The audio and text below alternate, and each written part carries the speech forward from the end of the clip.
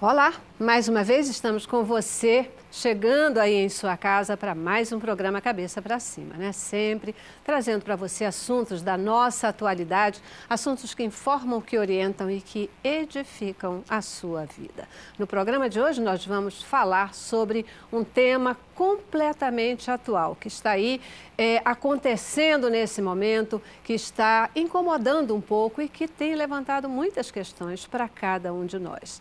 Os conflitos que têm acontecido entre Israel e a Palestina desde junho, agora, eles chamam a nossa atenção e, na verdade, são o terceiro grande conflito deste tipo desde a tomada da faixa de Gaza pelo grupo islâmico Hamas.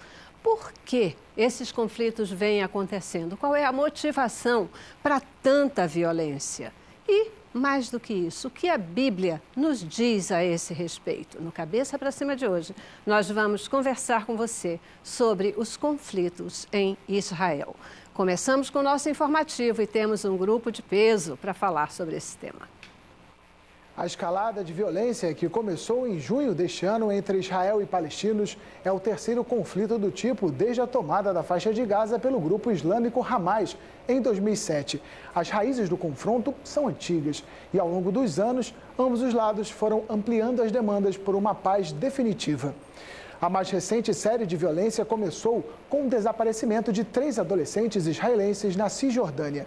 A tensão aumentou quando Israel respondeu aos disparos feitos por Gaza. No dia seguinte, um adolescente palestino foi sequestrado e morto em Jerusalém Oriental. A autópsia indicou que ele foi queimado vivo. Os conflitos entre Israel e Palestina nasceram em tempos remotos, em antigos confrontos entre árabes e israelenses.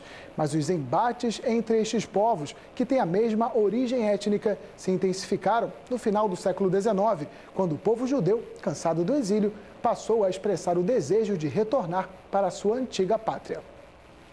É isso aí, vamos falar sobre os conflitos em Israel. E aqui no estúdio eu recebo para conversar conosco sobre esse tema o pastor Edinaldo Carvalho. Ele que é pastor na Assembleia de Deus em Madureira, é também conferencista, professor de escatologia. Você já conhece, é sempre um prazer enorme tê-la aqui conosco. Muito obrigado, querida irmã Celeste. É uma honra, uma alegria estar aqui novamente nesta tribuna livre, aberta, que serve a Jesus Cristo. Amém. Para falar sobre um tema assaz oportuno e que está, de certa forma, deixando a comunidade da fé, a comunidade evangélica e o mundo inteiro, de um modo geral, sobressaltado, principalmente porque envolve Israel. Verdade. E tudo que envolve Israel desperta, não é, curiosidade a respeito de que sabemos que o ponteiro do relógio de Deus aponta para Israel. Verdade. Israel é o pano de fundo dos acontecimentos humanos e proféticos. E por isso estaremos aqui, não é, com o nosso outro debatedor, que você vai anunciar, falando sobre esse tema. Quero mandar um beijo para minha esposa Glorinha e saudar a você com a paz do Senhor. É isso aí, brigadíssima, pastor Edinaldo, por estar aqui com a gente, também conosco. Querido Francisco Neri, ele que você também já conhece, é pastor, professor universitário, coordenador do Departamento de Ensino da Ordem dos Ministros Evangélicos e muitíssimo obrigada também por estar aqui com a gente, viu? Eu também agradeço essa oportunidade, saúdo a todos com a paz do nosso Senhor e Salvador Jesus Cristo, não só você, Celeste, como o pastor Edinaldo, que está sempre aqui conosco, nesses debates tão importantes e como ele bem colocou, é muito importante o debate de um tema tão atual para que o povo de Deus possa buscar orientações e esclarecimento à luz da palavra de Deus. Eu fico sempre muito grato com a oportunidade. Que bom, né? Realmente é algo assim, a gente tem percebido tanta violência, né? Tanta violência, um momento assim novamente extremo entre a Palestina e Israel. E a gente já falou um pouquinho no informativo, mas eu quero novamente levantar isso com vocês.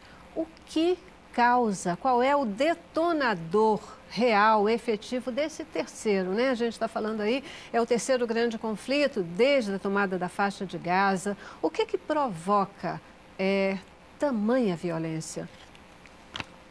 Como nós costumamos fazer, né, pastor Edinaldo? Eu faço algumas considerações do cenário internacional, históricas, bíblicas, e ele vai colocar a parte escatológica, teológica, porque aqui o Espírito Santo está nos orientando para que a gente possa ter um esclarecimento sempre maior.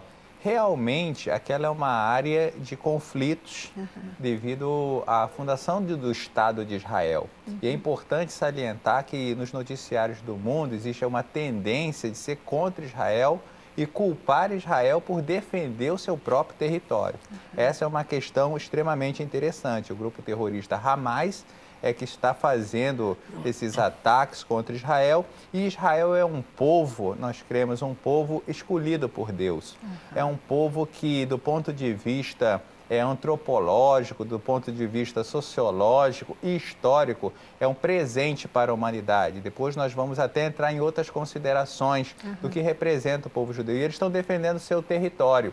Eu acho que um testemunho muito importante se encontra num livro chamado O Filho do Hamas, que conta o depoimento de Mossab Hassan Youssef. É um jovem que é filho de um dos fundadores do Hamas. E ele acaba trabalhando para o serviço secreto israelense. Ele é pego e, para manter vivo o pai, que era, na verdade, mais um teórico, um pensador do Hamas, ele acaba trabalhando para o serviço secreto israelense, o Shin Bet. E, durante toda essa trajetória do livro, ele se converte ao cristianismo. E ali ele mostra como funciona essa luta de inteligência, essa geopolítica. Tanto é que nessa madrugada foi a primeira incursão por terra. E o povo judeu, ele é extremamente competente, porque ele necessita, naquela área geopolítica estratégica, não pode haver erros. Os mísseis são incessantes naquela região e toda uma competência, um trabalho militar esplendoroso é feito para que aquela terra seja protegida. Então, eu falei dessa forma somente para fazer uma contextualização geral. Respondendo à sua pergunta, é um conflito geopolítico pela questão da terra, a Jihad Islâmica, Irmandade Muçulmana, Hamas, grupos terroristas hostil a Israel, estão fazendo o que os terroristas fazem, o terrorismo, e Israel está defendendo o seu território com propriedade. A gente teve aí um período de trégua e, de repente, né, desde junho aí começa um novo momento de extrema violência, com a morte dos adolescentes de um lado, do outro lado. Quer dizer, isso tem sido colocado como o fator causador deste terceiro conflito. Exatamente. É isso mesmo? Bom, tudo isso que está acontecendo e que nós estamos comentando em função dos acontecimentos não é nada novo. Nós temos que entender as raízes, a causa, o princípio disso tudo. Quando o povo de Israel saiu do Egito, a rota originária não seria através dos desertos de Seir até o Monte Sinai e depois subir, costeando a Jordânia, atravessando o Mar Vermelho, o Mar Jordão, chegando a Jericó e atravessando para Canaã. A rota original seria sair de Gozém e traçar uma rota paralela à parte oeste do Mar Mediterrâneo, região dos filisteus. O que foi considerado, na época, por aqueles que estavam produzindo o Êxodo, que seria, na verdade, um desafio muito grande, ter que atravessar a terra dos filisteus. E evitaram aquela terra dos filisteus e fizeram a rota vindo para o sul, para depois chegar ao norte fazendo uma espécie de um V, ao invés de uma linha horizontal paralelando ao mar Mediterrâneo, porque ali estavam os descendentes dos filisteus. Esse conflito remonta a esta época, porque, na verdade, o nome Palestina é um nome fictício, é um nome montado. Nunca existiu um povo palestino. Nunca existiu uma moeda palestina. Nunca existiu um povo que habitasse naquela região que se denominasse palestinos. Na verdade, o nome Palestina começou a existir a partir do ano 70 depois de Cristo, quando os exércitos romanos, liderados por Tito, filho do imperador Vespasiano, destruíram a cidade de Jerusalém e para fazer uma espécie de repúdio ainda maior a Israel, colocaram o nome daquela terra, o nome dos seus principais inimigos, que eram os filisteus. O nome Palestina é uma derivação do nome Filístia, dos filisteus. Então, a Palestina, na verdade, foi algo produzido para impor a Israel algo que pudesse, durante todo o tempo, ficar no calcanhar de Israel.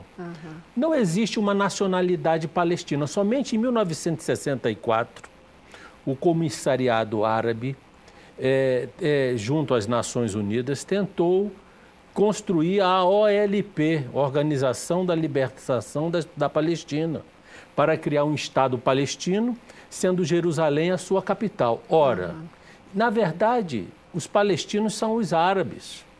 São os árabes jordanianos, são os árabes sírios, são os árabes que estão povoando aquela região e que, para não estabelecer um confronto desigual, porque são mais de 1 bilhão de árabes. Como é que 1 bilhão de árabes vai guerrear contra uma minúscula terra de 7 milhões de habitantes? Por isso, eles se travestem, se desfaçam nisso que chamam de Palestina.